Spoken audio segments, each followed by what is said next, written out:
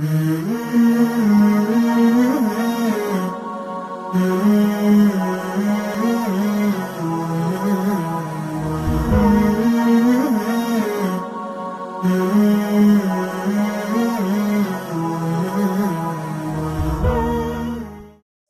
میں کوئی شبہ نہیں ہے کہ داڑھی مردوں کی زینت ہے اور ہر مذہب میں اس کی حیثیت مسلمہ ہے۔ قدیم زمانے میں بادشاہوں، حکمرانوں، علماء اور فلاسفروں کی داڑھی امتیازی نشان سمجھا جاتا تھا۔ چنانچہ داڑھی منڈوانے کا رواج ایران کے آتش پرست حکمرانوں سے ہوا اور پھر اس کے اثرات پوری دنیا میں پھیلتے چلے گئے۔ دوسری طرف دیکھا جائے تو یورپ اور مغرب میں مدتوں تک داڑھی عزت اور وقار کی علامت سمجھی جاتی رہی ہے۔ تمام آسمانی مذاہب میں داڑھی کو بنیادی اہمیت حاصل رہی ہے۔ در حقیقت اللہ تعالیٰ کی ذات نے مردوں کو داڑھی سے زینت دی اور عورتوں کو زلفوں سے زینت عطا فرمائی ہے، جبکہ رسول اللہ صلی اللہ علیہ وآلہ وسلم نے بھی داڑھی کو فطرت میں سے شمار کیا ہے۔ دوسری طرف اگر ہم سائنسدانوں کی ریسرچ کا مطالعہ کریں تو ہمیں پتہ چلتا ہے کہ طبی نقطہ نظر سے بھی داڑھی منڈوانے کو سائنس نے نقصان دہ قرار دیا ہے۔ یہی وجہ ہے کہ حالیہ ایک ریسرچ میں کوئنز لینڈ یونیورسٹی کے سائنسدانوں نے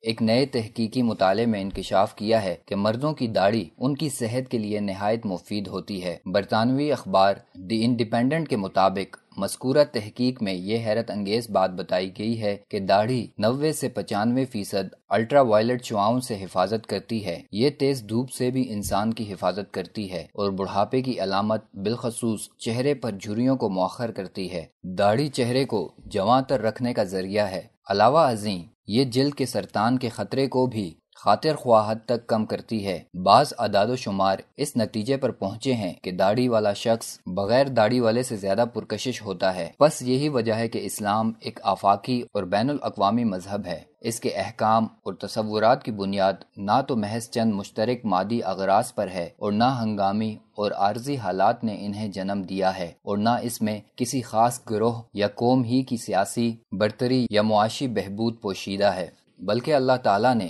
اس کی فطرت اور ساخت ہی ایسی بنائی ہے کہ وہ ہر انسان کے لیے ہر وقت اور ہر زمانے میں قابل عمل ہے۔ ہر قوم، علاقے اور مذہب کے لباس، بود و باش اور رہن سہن کی جدا جدا تہذیب و ثقافت ہوتی ہے۔ یہی وجہ ہے کہ داڑھی کو امت مسلمہ کے مردوں کے لیے زینت قرار دیا گیا ہے۔